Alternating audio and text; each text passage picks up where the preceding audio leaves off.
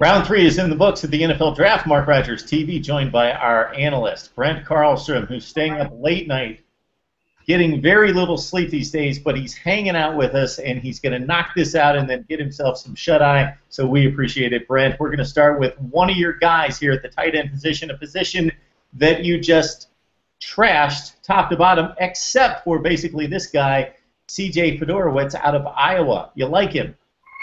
Well, yeah, I was hoping he'd be picked by my team, which is the Green Bay Packers. Kind of a dual threat tight end. He can catch the ball, he can block, and we kind of go with a power running game in Green Bay now. So it would have been really nice to have seen him open some holes up for Eddie Lacy. So I think at the top of the third round is probably where he was slated to go, and Houston's got a good pick there. All these Houston picks, one thing they have in common, they seem to all be very physical, big physical guys, and Fedoriwcz kind of fits that mold. Okay, Washington, Morgan Moses, tackle out of Virginia. Miami Dolphins go with Billy Turner, offensive tackle out of North Dakota State. And then we move down to the Atlanta Falcons and the Wisconsin free safety, Desmond Southward. Yeah, this is this kind of goes to the hype that comes along with pro days. Southward, I don't think was that great of a standout player at Wisconsin, but put on quite a show at his pro day. And rather than go back to the tape, I guess Atlanta just decided to draft him based upon those merits. I think that was a reach there in the third round. I would agree right there with Southward. Yes, he could have been gotten. Let's hope that doesn't cause the Atlanta Falcons team to go southward. Their season to go southward. Okay. It may. It just may work that way. And then we go with the Tampa Bay Buccaneers as we stay in the NFC South with Charles Sims, West Virginia running back, whom you have some good things to say about, I believe. Yeah, I lauded him in the piece we did on running backs. I particularly like the fact that he's almost a better pass catcher than he even is a running back, and he's a bigger guy, coming in at 6 feet, 215 pounds. I like his size. But, we talked about this during that piece. He has over 200 pass catches during his collegiate career, and that's pretty remarkable. San Francisco had a ton of picks in this draft. At number 70, they go with the USC center, Marcus Martin.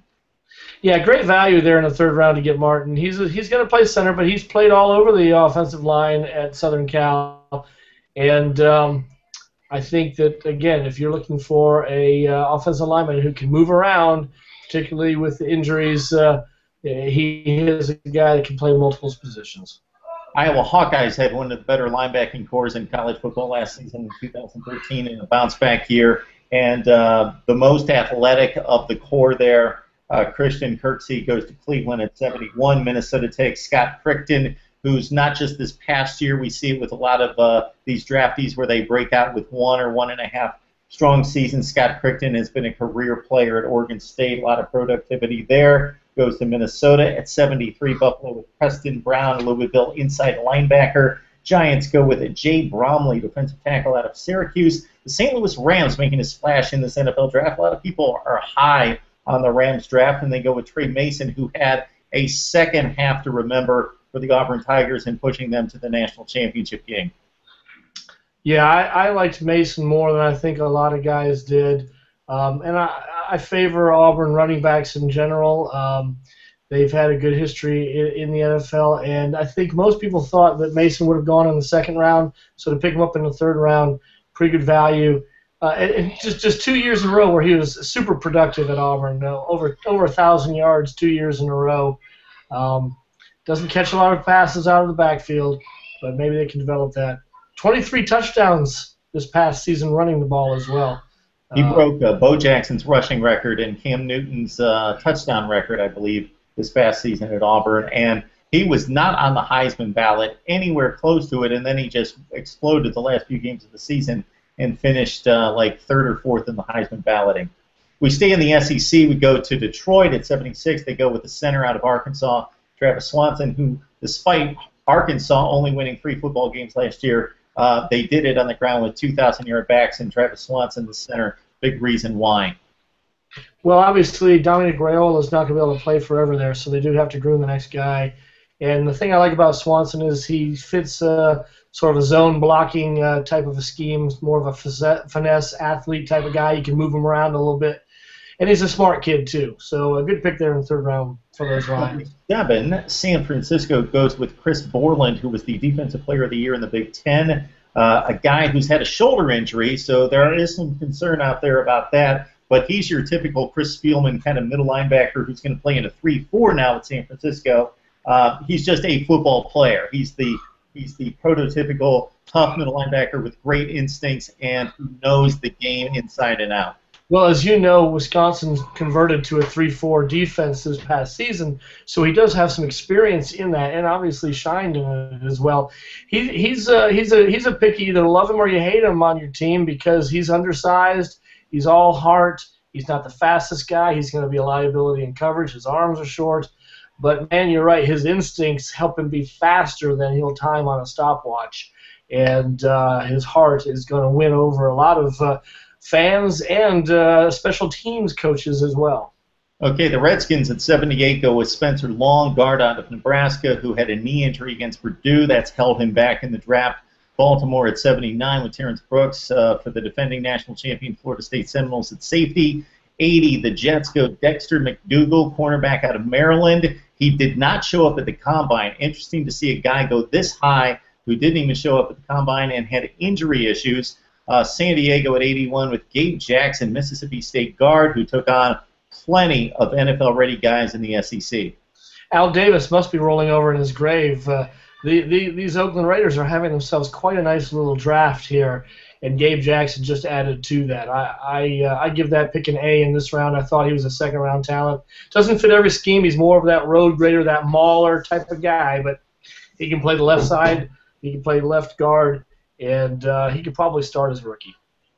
Quick note about Will Sutton, Chicago's pick at 82 out of Arizona State with all the talent at USC, including Morgan Breslin, the front 7 at Stanford, including Shane Scove and Trent Murphy, and the Oregon defense and some of the playmakers they have there, rated by Sports Illustrated and also ESPN as the top defensive player in the Pac-12 the past 2 seasons. Houston, Notre Dame gets another defensive selection in Lewis Nix III. If Nix comes out last year, he's a top 15 pick maybe, and most people still thought he might make it into the first round. His knee injury, his ballooning weight, I guess pushed him farther than most thought. He's got a great character kid. You're going to love him in your locker room, and for a team like Houston that runs that 3-4 defense, you need to have the anchor there in the middle. And a great pick there. In fact, I think that Houston traded up to get Nix, and they probably looked down a couple of picks and saw another 3-4 team, Green Bay, coming right on down the pike, and thought they needed to jump up there and get. That's probably what happened in the war room. Gotcha. Arizona at 84 had my North Carolina guy on this week, Jeff Greenberg, talking about Kareem Martin, who was an all-ACC performer.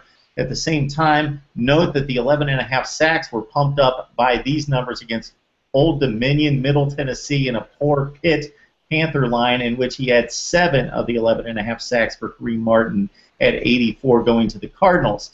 Those Green Bay Packers come in at 85, and despite the Lewis Nix, the third pick, 2 selections earlier, they stay with the defensive front. They really like Khyri Thornton out of Southern Miss. Every year my father asks me, who is the first guy that was picked in the draft that you had no idea who he was? Never heard his name in any preliminary studies whatsoever. And you hate it when it's to your own team. And indeed, Khyri Thornton is that guy this year. He is my version of Mr. Irrelevant, if you will. I don't know what to tell you other than what I've read in the paper since we picked him. He looks like he's a guy that's a scrappy little guy, a little undersized for the nose tackle, but I think they're going to play him at the nose tackle. And he makes his money getting in the backfield. That's not necessarily what we do in Green Bay. So I don't necessarily know about the fit. I don't really know about the player. I don't like the pick. So let me get this straight. Thornton went off the board to Green Bay maybe an hour ago at the most, and while you were reading the paper, I went to this electronic device I've got here in the corner called a television and saw some highlights on him. He looked pretty impressive. 30 tackles for loss in his career. Yeah, the newspaper comes out pretty quick here where I live.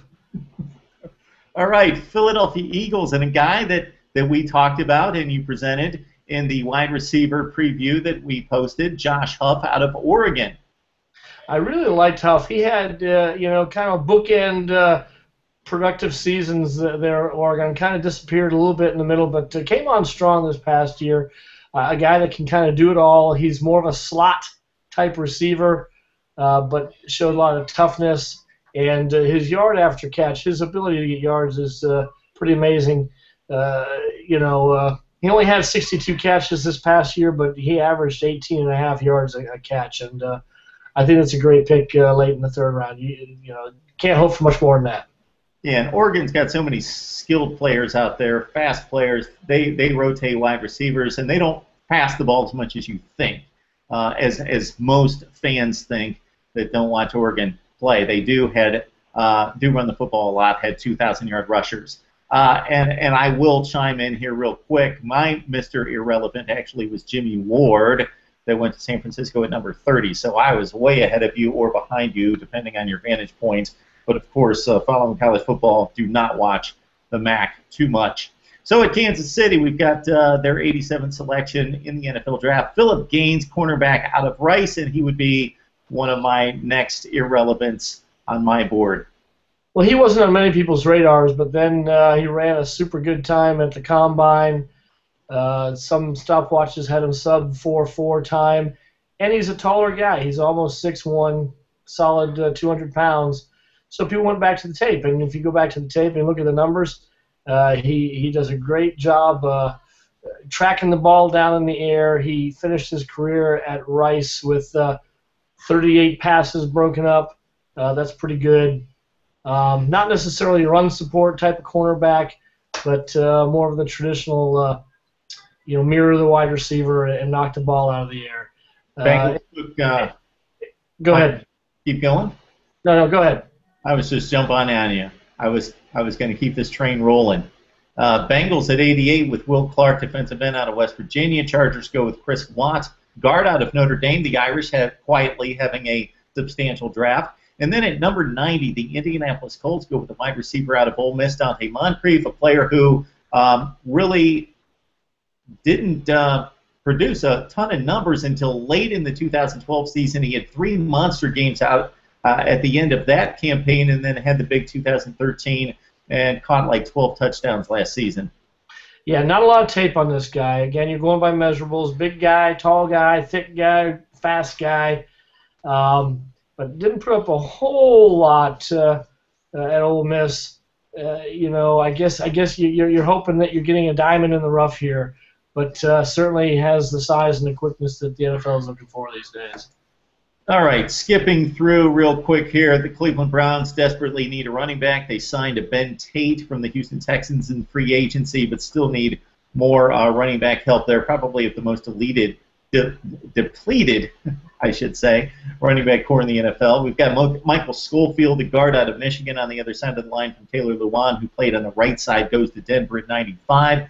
Dre Archer going to the Pittsburgh Steelers, an interesting pick out of Kent State, a guy that's just electric, kind of the Eric Metcalf of his day to a certain extent, but ball security has been his issue. Heard a statistic that he had the worst ball security of any player at his position in college football. Then we get to Green Bay at 98, and Richard Rodgers out of Cal, the Cal Golden Bears, a disastrous football program and situation at this point, going 1-11 last season.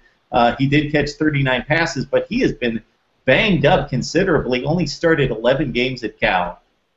Well, and I think maybe the fact that he's Aaron Rodgers' little brother had something to do with it. Mm-hmm. Okay, maybe not. But look, here's the I think the reason they went with Rodgers. There's a run on tight ends going.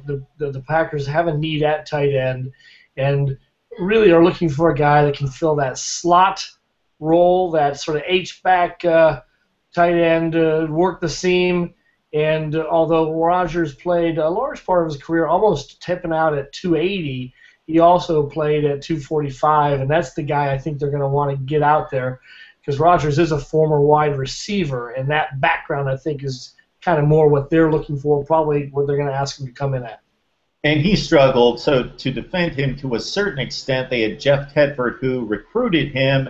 Tedford got fired. Sonny Dykes came in, revamped the offense, wanted him to play a different position, as you alluded to there. Then we finish up with Baltimore at 99 with Crockett Gilmore, tight end out of Colorado State, and then those San Francisco 49ers with another pick at the even number 100 slot with Brandon Thomas, who was in charge of protecting Taj Boyd at Clemson, the offensive tackle for the Tigers. All right, Brent. Well, I want to say this in closing out day 2, Mark. We talked in our preliminary shows about the fact that this year's draft is pretty deep, particularly second, third rounds. I think most of the teams have done a very good job with their homework because my list of players is pretty well picked clean. There's not a whole lot of guys that I think carry a third-round grade that are still there to be had tomorrow. So you can't really come up with one guy that slipped that you think, oh, wow, somebody needs to jump on this guy because he's really a second-rounder. Not a second-rounder. Now, there's some guys that if they fit your system, still have some depth in the wide receiver position, guys that are looming out there. That's probably where you want to look, is wide receiver.